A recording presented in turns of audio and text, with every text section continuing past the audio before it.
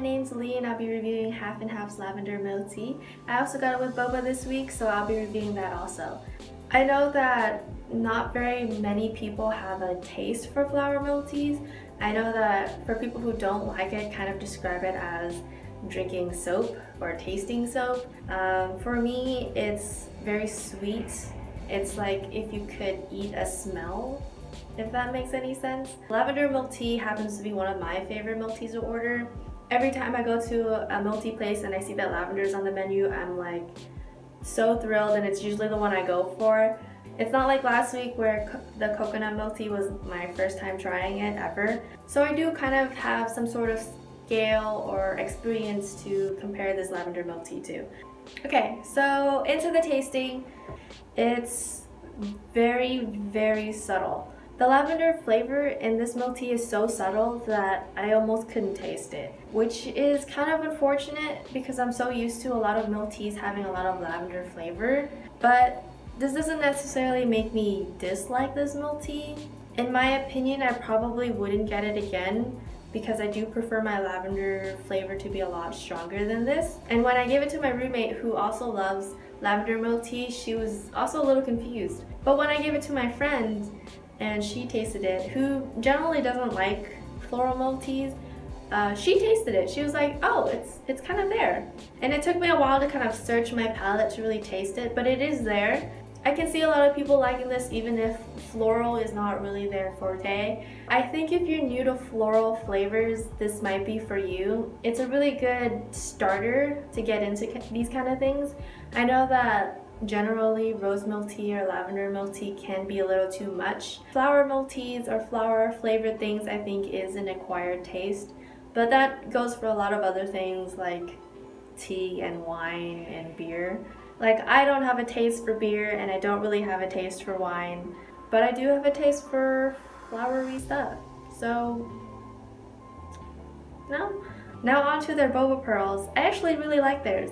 More than I usually enjoy regular boba pearls. They were a lot softer than Boba Loco's pearls. So if you're someone who really enjoys boba pearls with their milk tea, I totally recommend getting them from Half and Half. So to rate this drink, out of 10, 5 being the average, this drink has to be a 6. It's not my go-to if I had a choice amongst a lot of lavender milk teas, but I mean, if someone gave it to me, I would definitely take it. It's still very delicious. It's just, in comparison to other lavender milk teas, it doesn't really stand out. So Half and Half's milk tea is definitely a go for you if you've never tried flowery milk teas, or maybe you're kind of on the fence about flowery milk teas. What I find is that the Half and Half milk tea is the kind of place that puts an emphasis on their tea flavor.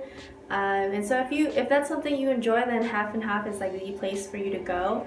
If you're more on the sweet tooth side, where you kind of like milk teas that don't taste really much like tea, then Half and Half might not be for you. And I say that because I've had a couple drinks from Half and Half, and I find that generally that's how they serve it. I haven't had their fruit teas, so don't quote me on that, but their milk teas for sure taste more on the tea side than the milk side. As for the boba pearls, I'm going to give it a 7 out of 10. I don't really have much to say besides the fact that it was pretty soft. Probably not the softest boba pearls I've ever had, but it's pretty high up there. And coming from someone who doesn't generally like boba pearls or doesn't really go for boba pearls as a topping, it was still really good. Like, I really enjoyed having it in my drink, more so than I would have without them. That's it for this week. I hope you enjoyed my review. Next week will be, I have no idea. I kind of got lucky this week because my friend just happened to stop by Half and Half, which is fairly far from where I live, so there's no way I would have been able to review it unless I Ubered there. Every week is kind of a surprise. Even I don't know what I'm gonna get. But yeah, until then, I'll see you next week. Bye. A 6 out of 10. Oh my god. That's what I get for filming out of a bathroom.